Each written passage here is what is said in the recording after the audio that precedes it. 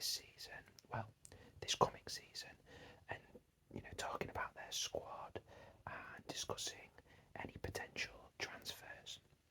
The first thing I want to start by saying is that, depending on the date of me recording these videos and then the date that they're actually released, things may change. So it may well be that I'll talk about things that have actually already happened, or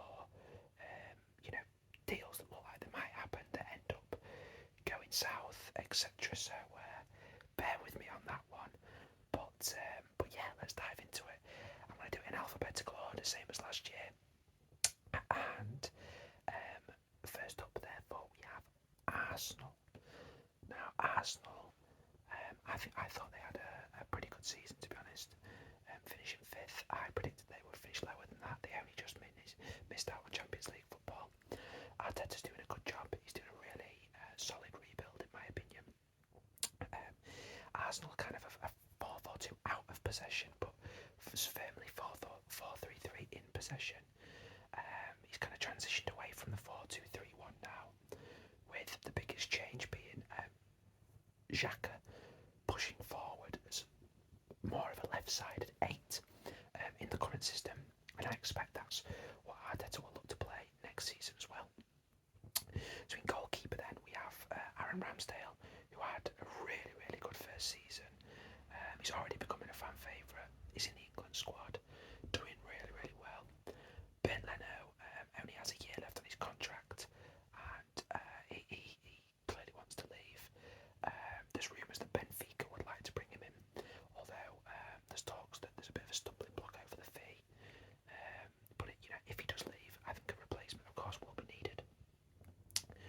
Right back, I thought Tomiyasu went really under the radar. I've not really heard much discussed regarding Tomiyasu last season, but I thought he was fantastic as a first season in the Prem. I thought Tomiyasu did really, really well. Cedric isn't a bad backup either, and I think a lot of the coaching staff really, really like Cedric at Arsenal. Hector Bellerin he's had a really good season on loan at Betis. He wants to stay at Betis. I think he's got a Betis tattoo now, which is a bit strange already. But Betis is skint, so whether we can go back to Betis or not will be interesting to see. There's talk that Arsenal are in for a new right back. I just don't see why that would be the case. I think Tomiyasu did really well. So whether Bellerin stays or not doesn't matter. They've got Tomiyasu and Cedric. Centre back then. So Ben White, he had a better second half of the season than his first. He did all right. Same with Gabriel. Pablo Mari was loaned out to Udinese in January and did quite well there. I think it's pretty clear that they would like to keep him, and Arsenal would definitely like to offload him. William Saliba had a very, very good season at Marseille, with them finishing second. They're apparently looking at contract extensions, and I think it's been announced very recently that he is definitely going to be at Arsenal next season, despite Marseille wanting him. That's going to be like a new signing, so that's brilliant for Arsenal. And they've also got Rob Holding as well, who's for me a competent fourth choice, so no need for any new centre-backs next season. Kieran Tierney is a superb left-back. Keeping him fit will be a big aim for next season. Nuno Tavares hasn't really impressed as a deputy, and he's made some very, very disparaging comments in the press as of late. There are rumours that Arsenal are looking at a new deputy for Tierney. For me, I wouldn't do that. I would give Tavares another season and just try and allow him to come good. He's only been one season and he is very young, so I would keep him as Tierney's deputy. There's number 6 role then, DM. Thomas Partey is very, very adept in this role, of course, and now Arsenal have transitioned to more of a single pivot in possession. He's also very, very good at covering a lot of space. Should there be a transitional counter-attack, his positioning plays very, very good. So he's their number one in that position. Trying to keep him fit is, of course, their main worry, which is probably why they have given El Neni a new contract. You'd expect probably El Neni to be his primary backup next season. At centre mid, then they've got Granit Xhaka, who I said to play like the left side at 8. right, and Odegaard on the right. Xhaka is Xhaka. Odegaard has been superb. Probably their player of the season, I would say. Odegaard. I don't know if he actually won their player of the season, but if he didn't, he should have done. Lucas Torreira has been out on loan at Fiorentina, and Fiorentina would like to sign him permanently. That would be good for all parties. Samba Conga has come in, and he'll be another backup option again this season. Matteo Guendouzi's loan at Marseille has been made permanent now, which again is good for all parties. Ainsley Maitland-Niles' loan spell at Roma has not been good at all. He's not got much game time there. I think they'll look to move him on this summer, which for me, I think that Arsenal need to probably look at upgrading on Xhaka this season. That would be one of the big moves that they should look to do. A left-sided 8 would be great for them. Right wing, Bukayo Saka's development has obviously continued this season, and he's been fantastic. They need to be looking to build their team around him. Nicola Pepe hasn't really worked out. I actually did the research for this vid about 10 days ago now, so I'm just going to look to see if there's any updated rumours regarding Nicola Pepe, because I know people were looking at that.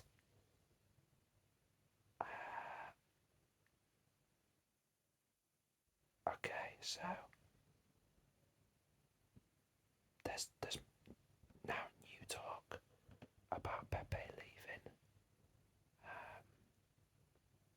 This is only according to the Daily Express, though, so I don't know how likely that is. They're claiming that Arsenal would be willing to accept an offer in the region of 25 mil, having signed him for 72. I tell you what, you ain't getting 25 mil for Nicola Pepe. I tell you what, if they manage to get 25 mil for him, they ought to be really, really, really happy with that. Despite taking a good 45 odd million loss there, they should be really happy with that. But yeah, they need to get him out of the club. For me, Nicola Pepe, I think. How likely that's going to be remains to be seen. There have been the odd flashes of brilliance from Pepe, but he's been so inconsistent. He's been poor. For me, it might be time to bring Reece Nelson back in after his loan spell at Feyenoord, and that went okay. Let's just see if there's any updated Reece Nelson news. No, it doesn't look like it. I'd keep him. I'd keep Reece Nelson and try and get rid of Pepe.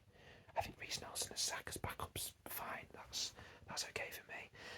On the left side, then you've got Martinelli and Smith Rowe, which is fantastic. Really, really good. Them two fighting it out for that position is just brilliant. You can rotate them.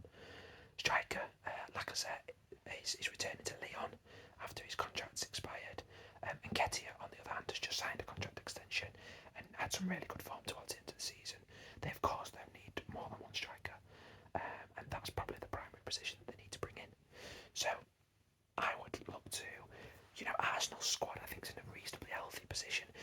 Arteta's done a really good job of getting rid of Deadwood and problem players like Aubameyang and Ozil.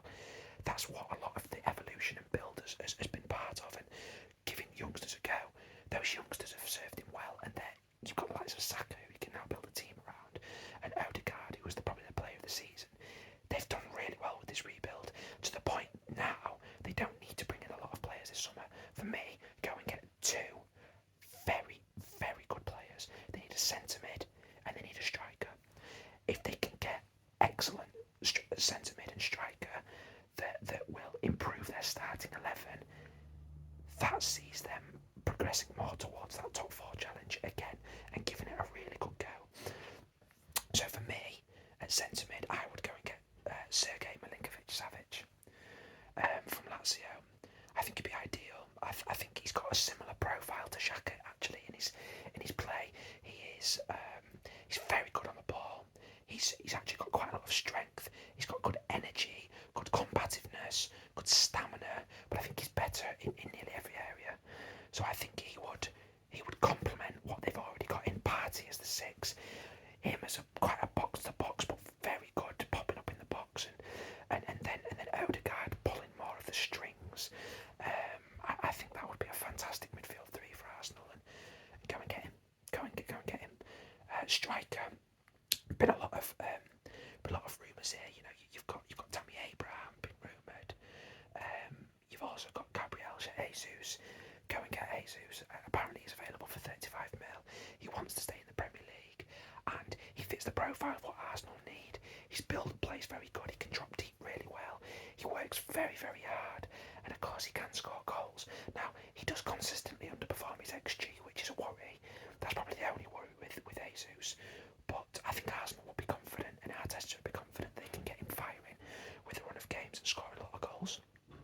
So, with that in mind, I think that they could achieve, they've got players that they can sell there. I think with Pepe, I think with, if they looked to sell Maitland-Niles, if they looked to sell Lucas Torreira, and they looked to sell Bellerin, if they can, then I think they could probably make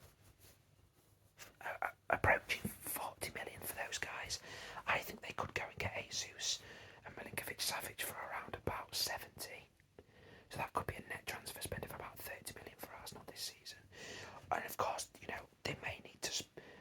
They might get 5 to 10 for Ben Leno and spend the same on replacing him for a number 2, which would be a net neutral spend if that comes to it. So I think Arsenal could really improve both their squad and their starting 11 for a minimal outlay net this summer, which should be brilliant, absolutely brilliant for them. That team might be able to get top 4. What would be really important for Arsenal's chances of top 4 though will be how much will Spurs and Man United improve next season, and will there be any drop off from Chelsea? If that isn't the case, even with this side, they might still struggle, but that's a different kettle, and we'll get to that in the Premier League predictions video just before the end of the season, just before the season starts. But yeah, that's my thoughts on Arsenal. As always, guys, please comment, like, let me know your thoughts, tell me where I've gone wrong, what would you do, etc. Speak to you soon.